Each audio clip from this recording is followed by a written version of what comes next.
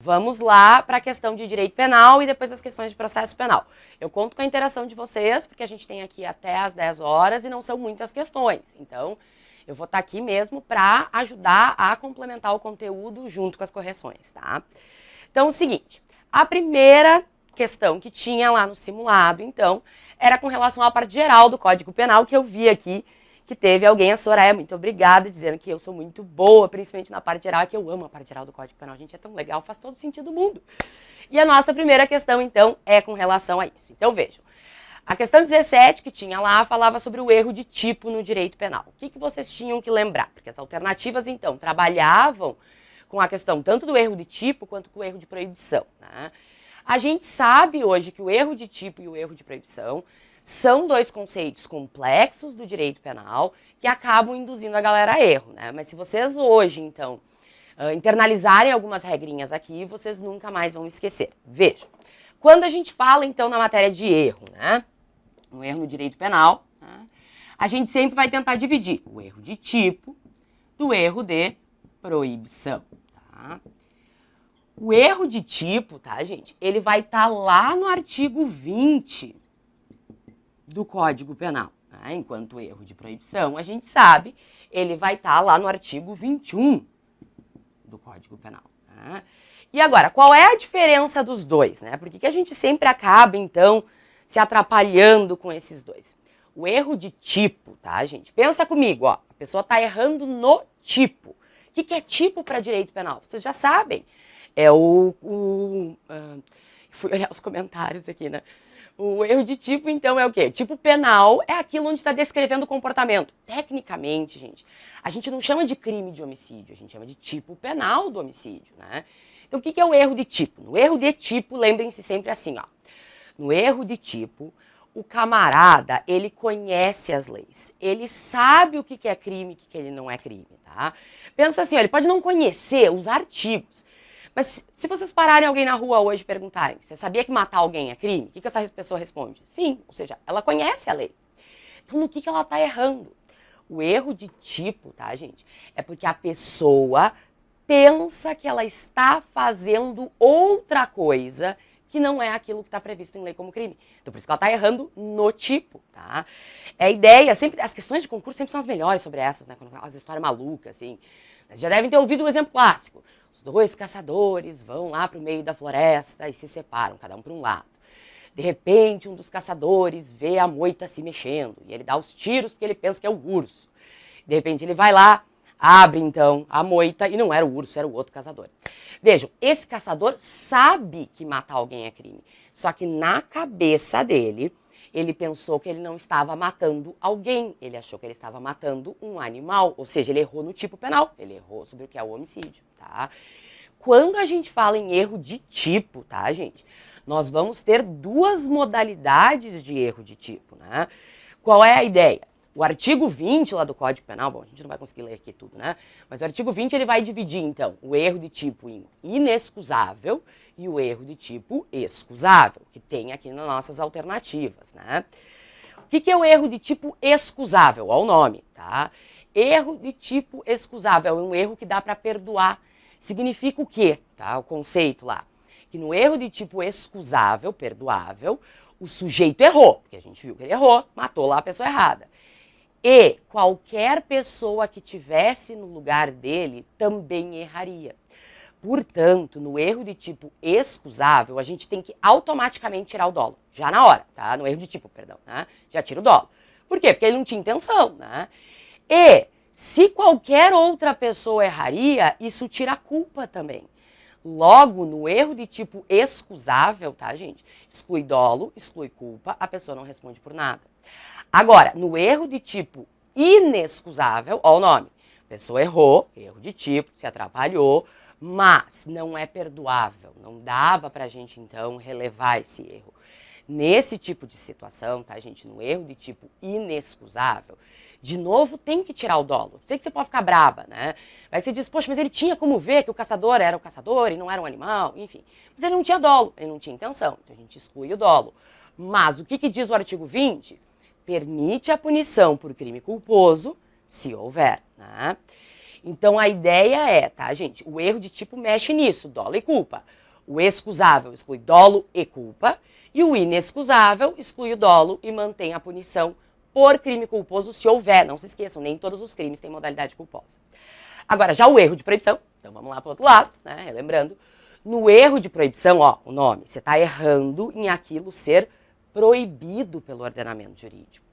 Ou seja, aqui, e aí tem que cuidar, tá, gente? Porque eu sei que vida real vocês confundem, né? A gente sabe que penal é complicado nisso.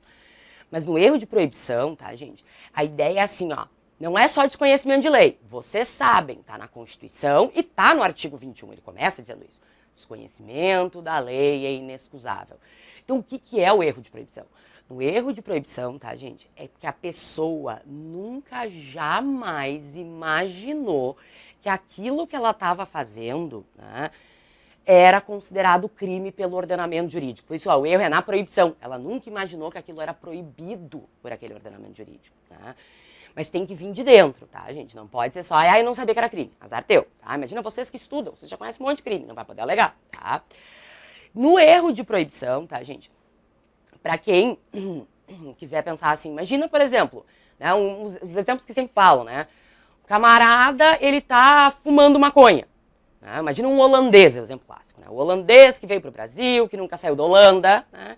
Chega no Brasil, então, e acende um cigarro de maconha. Vejam, ele sabe que ele está fumando maconha? Sabe. Então ele não está se atrapalhando no tipo, ele não está se atrapalhando no que ele faz e o que está escrito na lei. Só que você vai chegar para ele e dizer assim, meu, você sabia que você está fumando maconha? Ele vai dizer sim. Aí você vai dizer, tá, mas você sabia que maconha é crime? Ele vai dizer, claro que não. Maconha não é crime, lá na Holanda eu posso fumar. Estão sacando? Então aqui é o erro de proibição. Então, o erro de proibição, tá, gente, ele não exclui dolo e culpa. O erro de proibição, lá no artigo 21, ele vai mexer na culpabilidade, que é o último elemento lá do conceito de crime. A gente vai dizer que tem um fato típico antijurídico, mas não tem culpabilidade. Agora, para excluir essa culpabilidade, aí o Código Penal, no 21, ele fala em erro invencível e vencível. De novo, ó. O que é o erro invencível? Né? Significa que aquela pessoa errou, né? E, de novo, qualquer pessoa que estivesse no lugar dela também erraria. Se o erro de proibição, então, for invencível, tá, gente? A ideia é o quê? Você vai excluir culpabilidade, essa pessoa não responde por nada, tá? Porque é típico antijurídico, mas não é culpável. Agora, se o erro de proibição for vencível, quer dizer, a pessoa errou, mas outra pessoa não teria errado, dava para vencer, superar, né? O código aí cuida, tá? Porque enquanto no erro de tipo a gente fala em tirar dolo e culpa, no erro de proibição a gente está falando de culpabilidade. Portanto, o erro de proibição vencível, você vai responder pelo crime sim, tá? Mas tem direito a uma minorante já por esse erro de proibição, tá? Então, feita essa contextualizaçãozinha, né, dessas ideias do erro de tipo e do erro de proibição, tô aberta aí para perguntas de vocês, vamos corrigir o gabarito lá, então, né, o gabarito, a questão do simulado. 17 lá, o erro de tipo no direito penal. A, exclui a culpabilidade subjetiva, impedindo a punição do agente. Vejam, tem várias coisas erradas nessa alternativa. Primeiro, como eu acabei de dizer, erro de tipo não é culpabilidade. O erro de tipo, gente, a gente tá, para quem lembra de teoria do crime, que o crime é um fato típico, antijurídico, culpável, quando a gente está discutindo erro de tipo, nós estamos ainda no fato típico, lá no primeiro elemento, tá? Então, não vai excluir culpabilidade, vai excluir dolo e, se for excusável, inclusive, né, perdão, excluir dolo e excluir a culpa, ainda se for excusável, né? Então, não é que exclui a culpabilidade. O que exclui a culpabilidade que a gente falou é o erro de proibição. Agora, a culpabilidade subjetiva, tá, gente? Esse termo já também é um pouco complicado, porque daqui eles misturaram o princípio da culpabilidade. Sim, no penal você sabe que culpabilidade significa um monte de coisa, né? E o princípio da culpabilidade diz que todo crime tem que ter dolo e culpa. É isso que é esse princípio da culpabilidade. Então aqui eles misturaram essa ideia de culpabilidade subjetiva para parecer que poderia ser um erro de tipo, mas não é. Pensa assim, ó, falou em excluir culpabilidade, é sempre erro de proibição, só tem que ver as modalidades, tá? Agora vamos para a letra B. A letra B diz assim, quando excusável permite a punição por crime culposo. De novo, errado. Por que que tá errado, gente? Porque o excusável, eu acabei de falar para vocês, o excusável é o perdoável. Se é o erro que qualquer pessoa teria feito, qualquer um tivesse no lugar dessas pessoas também teria errado, você vai excluir o dolo e a culpa e não vai responder por nada. Se fosse inexcusável, aí a gente poderia dizer que tá certo, porque daí exclui o dolo, mas mantém a forma culposa. Agora, a letra C, tá, gente, vai dizer lá assim, é incabível em crimes hediondos e equiparados. Nem pensar, tá? Erro de tipo e erro de proibição. Você pode alegar, sim, crimes hediondos e equiparados. Inclusive, gente, no tráfico de drogas, a tese número 1 de defesa sempre é erro de tipo. Porque pega uma pessoa com a droga, ela não tem como negar autoria e materialidade, a droga tá com ela. O que ela alega? Eu não sabia que era droga. Ou seja, ela sabe que transportar drogas é crime, mas na cabeça dela ela pensou que estava transportando outra coisa. Isso é erro de tipo, né? O ruim é provar, tá? Eu sei que a vida real para provar é outra coisa. Mas pode sim entrar para crimes hediondos equiparados sem problema algum. Aí a letra D é inexcusável nos crimes da lei de drogas, no desconhecimento da lei penal. De novo, gente. Aqui está dizendo, olha, quando for na lei de drogas, a gente vai perdoar com base no desconhecimento da lei. Tudo, então, confuso aqui. Primeiro, desconhecimento da lei não dá para alegar, gente. Não pode ser só desconhecimento de lei. Se você alegar desconhecimento de lei, você vai responder criminal, tá? Você vai ser condenado. A questão do erro de proibição é ir mais profundo. Você tem que ir além, você tem que mostrar que aquela pessoa nunca, jamais imaginou, tá? Eu tenho alguns exemplos só de vida real, porque é muito complicado isso, você provar para o juiz, tá? Agora, a letra E, então, vai sobrar lá para nós, incide sobre o elemento constitutivo do tipo e exclui o dolo. Essa é a alternativa correta, porque o erro de tipo ele não diferenciou, ele não disse se era inexcusável ou excusável, né? Ou vencível, invencível, enfim. Então, se é erro de tipo, se reconhecer o erro de tipo, como eu disse, sempre vai excluir o dolo, tá? E aí é que você vai ver as modalidades para ver se exclui a culpa também, tá? Portanto, a resposta certa é a letra E, ok? Bom, Juliana, abraço. Gabi, um abraço para vocês também. Muito obrigada pelos carinhos, tá? Agora, vamos continuando então com a próxima questão. Né? Com o pessoal até que está na live aqui, alguns viram eu falando isso hoje de manhã lá no nosso curso, né? Com relação, não é considerado funcionário público, ainda que por extensão, para os efeitos penais, quem, né? Então, o que eles queriam nessa questão? Que vocês, dentre as alternativas, conseguissem marcar qual que não se enquadra no conceito de funcionário público para direito penal hoje, tá? Então, lembrando, quando a gente fala dos crimes cometidos pelo funcionário público, o conceito de funcionário público para efeito penal é completamente diferente das outras áreas. Eu sei que isso é ruim para vocês que têm que estudar, né? Administrativo, constitucional, enfim, trabalhista, civil, mas essa é a nossa vida, né? Então, o conceito aqui só vai servir, tá, para efeitos penais. E lá, então, onde é que vocês vão achar esse conceito? Tá? Vamos anotando aqui no quadro. Depois vocês podem pegar lá o artigo 327 do Código Penal, que traz, então, o conceito e nos seus parágrafos, né, vai expandir ainda mais esse conceito e vai trazendo uma majorante, que a gente já vai falar dela. O 327 diz mais ou menos assim, tá, gente? Para efeitos penais, considera-se funcionário público quem, tá? Quem exerce cargo, emprego ou função pública, ainda que de forma transitória e sem remuneração, tá? Esses termos que estão mais ou menos lá. E o parágrafo primeiro ainda vai além, ele vai dizendo, e ainda quem de qualquer forma trabalhar na administração pública e realizando suas atividades típicas e etc, tá? Então, o que o 327 e o parágrafo primeiro estão dizendo para nós? Hoje, gente, qualquer pessoa que realize uma função do poder público, tá? Que é uma função típica, vai ser considerada funcionário público para efeitos penais. E aí comete os crimes, peculato, corrupção e assim vai, tá? Ou seja, eu sempre gosto de lembrar vocês, né, que aí muita galera foi, vocês quando estagiários, né, quando vocês eram estagiários, vocês eram considerados funcionário público para efeito penal, sim, tá? Mesmo que vocês não tivessem um vínculo oficial, vocês me entendem? Então não precisa ser só passei no concurso ou sou um CC e assim vai. É qualquer ligação.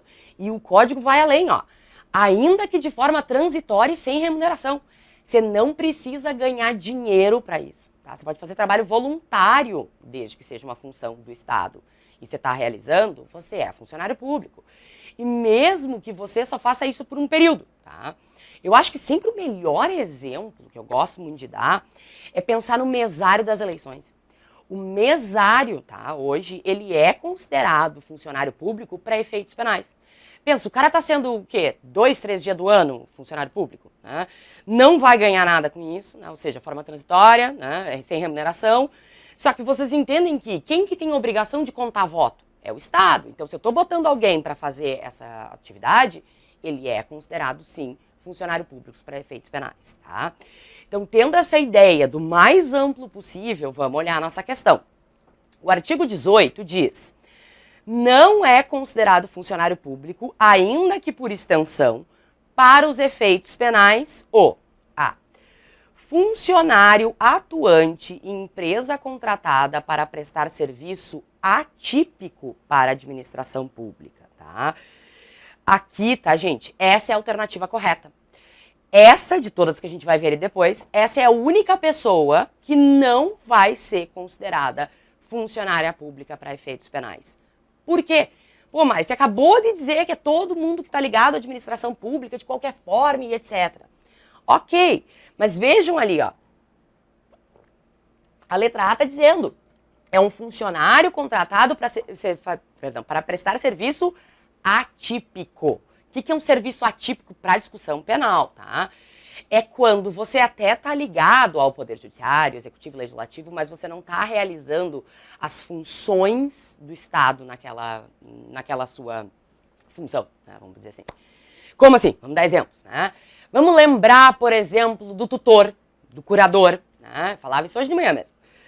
O que é a ideia do tutor, do curador, por exemplo? Vocês sabem, o tutor, a pessoa, então, não tem nenhum responsável, tem que administrar patrimônio, não sei o que, o Estado vai lá e indica uma pessoa, então, para cuidar do patrimônio dessa criança, etc. Vejam, por mais que essa pessoa seja indicada, vocês entendem que não é função do Estado fazer essa administração patrimonial?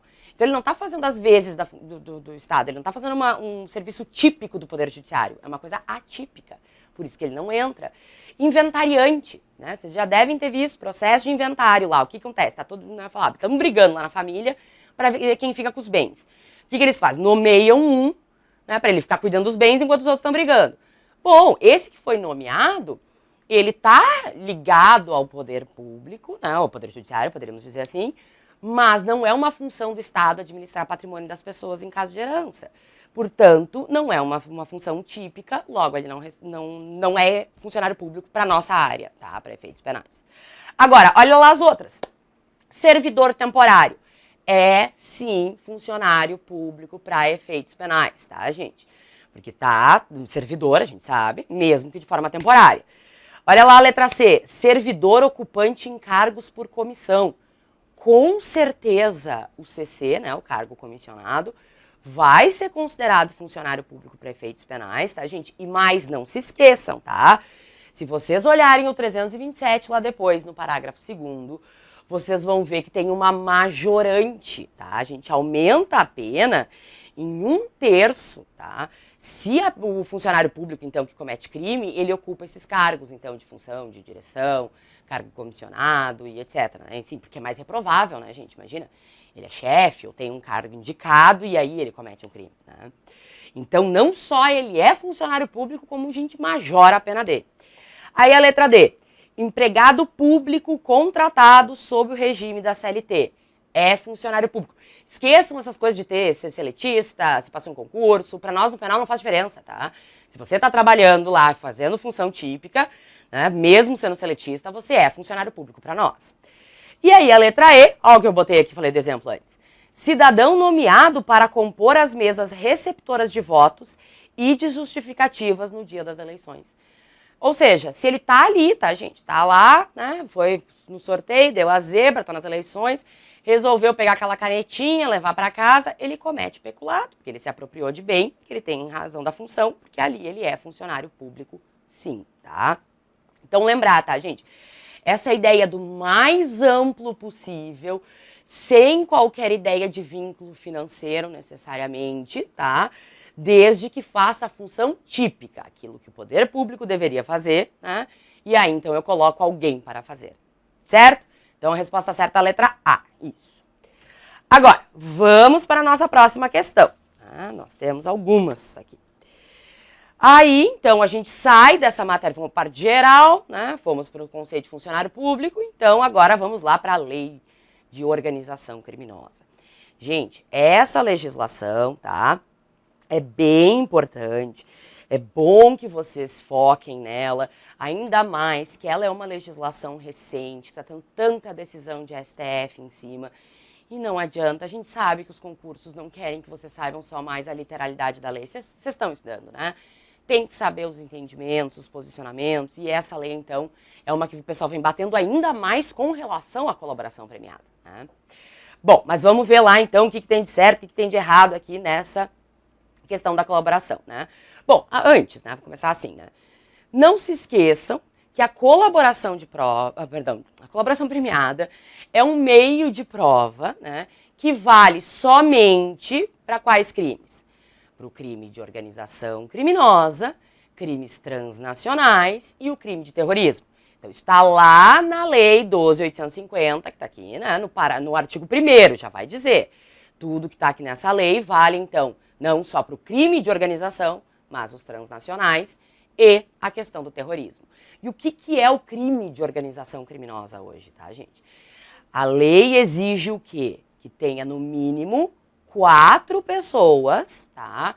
Só que não pode ser só 4 pessoas. Isso é um erro que a galera faz, tá? Tipo, o pessoal se juntou? Não. Você tem que mostrar que são 4 pessoas que se unem em lógica empresarial. Você vai ter que mostrar a divisão de tarefas, tá, gente? Claro, não precisa ter crachá, não precisa ser formal, né? Mas pensa o nome.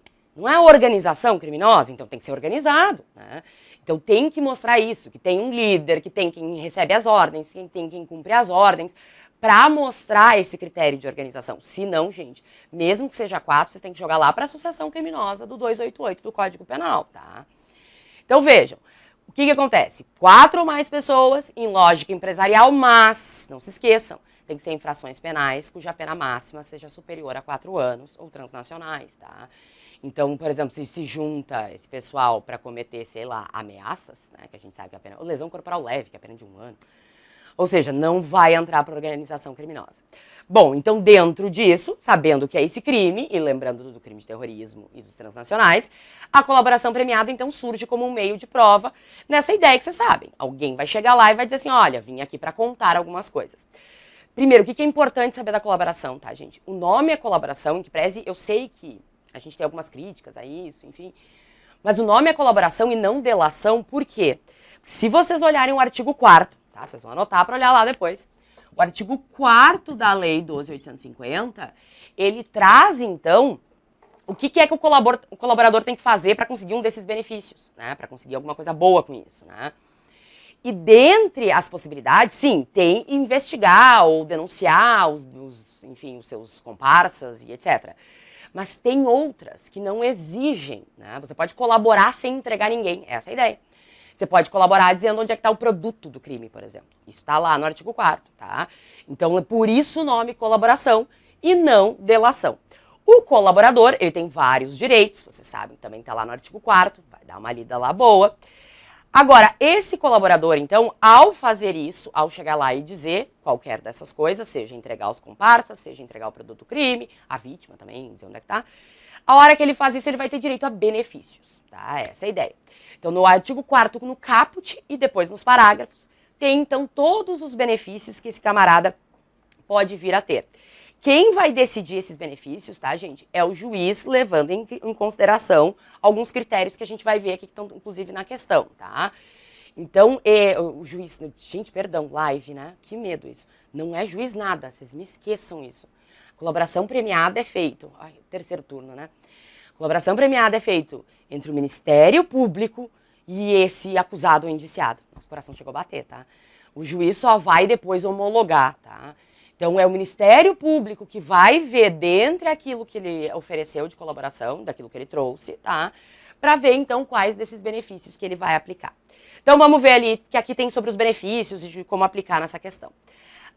Para a concessão do benefício da colaboração, consistente na redução da pena em até 2/3, o juiz levará em conta a eficácia da colaboração e não a personalidade do colaborador. Vejam, gente, isso está errado. Por quê? fiz minha colinha dos artigos aqui. O artigo 4º, no parágrafo 1º, tá? Ele vai dizer que na concessão de qualquer benefício, de qualquer um desses pela colaboração, tá? O que vocês têm que levar em consideração? A personalidade do colaborador, a natureza, as circunstâncias, a gravidade e a repercussão social do fato, junto com a eficácia da colaboração, tá? Então, a eficácia, sim, ela é um critério para você dar os benefícios, tá? Mas tem que levar em conjunto esses outros. Não é porque a redução de 2/3, não interessa, qualquer um desses benefícios você tem que levar em consideração esse conjunto, tá, gente? Para daí saber, então, qual o melhor benefício, tá? Agora, olha a letra B comigo. O Ministério Público poderá deixar de oferecer a denúncia contra o colaborador líder da organização criminosa, tá? Sim, um dos benefícios é esse, você deixar de oferecer a denúncia. Nós vimos um caso famoso, que vocês lembram lá no passado, procura no Google, né? Então, onde se deixou de oferecer a denúncia para 2 irmãos, só dando dicas, e que em tese, então, seriam crimes, né, de super repercussão e etc. Então, esse benefício, ele existe. A questão toda é o seguinte, tá, gente? Com relação a esse benefício específico, porque vocês entendem que isso é um benefício muito grande, né? O cara não vai ser processado, é isso que nós estamos dizendo. Para esse benefício, o artigo 4º, tá, gente? Lá no parágrafo 4º, ele colocou, então, algumas restrições para esse benefício. Vejam, ele vai dizer assim, ó, nas mesmas hipóteses do caput, que é a ideia da colaboração, o Ministério Público poderá deixar de oferecer a denúncia se o colaborador, tá, não for o líder da organização criminosa e for o primeiro a prestar efetiva colaboração nos termos deste artigo, tá? Então vejam, por que está errado aqui? Porque exatamente se ele for o líder da organização, ele não tem direito a esse benefício. O de deixar de oferecer a denúncia não dá, tá? Os outros dá, né? Mas para esse específico não vai poder, tá? E também ele tem que ter sido o primeiro, tá? Ele tem que ter sido o primeiro a correr lá para entregar as coisas. Se ele tá só contribuindo mais para frente, já não tem mais o que fazer, certo? Agora, seguindo ainda, a letra C vai dizer: o processo relativo ao colaborador poderá ser suspenso por até 6 meses improrrogáveis, até que sejam cumpridas as medidas de colaboração, suspendendo-se também o respectivo prazo prescricional, tá? Então vejam, o que está de errado nessa? Essa aqui também está errada. Existe esse benefício também, são uns benefícios loucos, né? Agora, tá lá, então, a gente pode, o Ministério Público, de novo, o Ministério Público pode, então, combinar com o réu e oferecer essa ideia de sobrestar a denúncia que a gente fala, né, suspender, só que, tá, o parágrafo 3º do artigo 4º vai dizer: o prazo para oferecimento de denúncia ou o processo relativos ao colaborador poderá ser suspenso por até 6 meses, prorrogáveis por igual período, até que sejam cumpridas as medidas, suspendendo-se também o respectivo prazo prescricional. Então, qual é o erro aqui na alternativa? É dizer que não dá para prorrogar, tá? Então, tá a previsão lá do artigo 4º, parágrafo 3º, que sim, você pode, né, ter oferecido essa suspensão por 6 meses, ainda não deu eficácia a tua colaboração, vocês não conseguiram descobrir tudo que vocês queriam, vocês dizem, vamos prorrogar por mais 6 meses, senão a gente denuncia esse cara, tá? Então, é prorrogável, sim, uma única vez pelo mesmo período. Então, 6 meses por mais 6 meses, tá? Deise Silveira, obrigada, querida. Um beijo pra você também, tá? Por estarem assistindo ainda mais esse horário. Agora, letra D. Se a colaboração for posterior à sentença, a pena poderá ser reduzida até a metade ou será admitida a progressão de regime, ainda que ausentes os requisitos objetivos. Essa é a alternativa correta, tá, gente? Se vocês olharem o artigo 4º, parágrafo 5º, vocês vão ver que daí tem lá essa possibilidade, porque você pode colaborar depois que você já foi condenado, né? Você está condenado, pegou uma pena enorme, você diz por que não, né? Aí, então, tem que te dar algum benefício, mas você já foi condenado. Logo, é possível redução da pena ou ainda você progredir de regime sem os requisitos objetivos. O requisito objetivo, para quem não lembra, é o tempo de cumprimento de pena. Lembra? 1/6 por crimes comuns, 2/5 e 3/5 nos hediondos. Ah, não se esqueça, na progressão de regime tem uma modalidade nova para as mulheres, né, que forem, enfim, que tiverem filhos, sem violência, grave ameaça, é 1/8. Mas, enfim, Mesmo que ele não tenha cumprido esse período, se ele colaborar, então a gente pode, desde que tenha sido efetiva a colaboração dele, a gente pode então dar esses benefícios para ele. Agora, só a última alternativa então sobre colaboração premiada, para a gente depois ir seguindo, tá? Eu estou já atrasada, tá, Jesus? O juiz participará das negociações realizadas entre as partes para a formalização do acordo de colaboração e poderá recusar homologação à proposta que não atender os requisitos legais. Tá? Então, só duas coisas aqui. Primeiro, vocês viram que eu quase tive um negócio quando eu estava falando antes. O juiz não participa das negociações. Essa é a grande crítica que o pessoal tem com a colaboração premiada, tá? Porque o parágrafo 6º do artigo 4º, lá da lei, vai dizer: o juiz não participará das negociações realizadas entre as partes para a formalização do acordo, tá? Então, o acordo vai ter que acontecer entre a autoridade policial com manifestação do Ministério Público ou com o Ministério Público direto, então, com esse indiciado ou acusado, tá, gente? Agora, outra coisa que eu quero chamar a atenção, tá? O juiz, ele pode recusar a homologação? Pode. Pode chegar ao acordo para ele e dizer, não gostei dos termos. Só que o parágrafo 8º vai dizer: o juiz poderá recusar a homologação à proposta que não atender aos requisitos legais ou adequá-la ao caso concreto, tá? Então, ele pode recusar, mas ele pode também não só dizer assim, não, peraí, dependendo do que é, que eu acho que talvez deveria ser diferente, tá? Em que pese a gente saber que o STF diz que, na verdade, você deveria só analisar se não houve uma situação de coação, fraude, enfim, porque a gente sabe que a gente está tendo bastante colaborações premiadas, tá? Mas a primeira parte ali já dizer que o juiz participou, com isso vocês já sabem de cara que tá errado. Portanto, então, a nossa resposta certa era a letra D, né? E isso, então, o gabarito veio agora, né? As nossas 3 questões, então, de direito penal, né?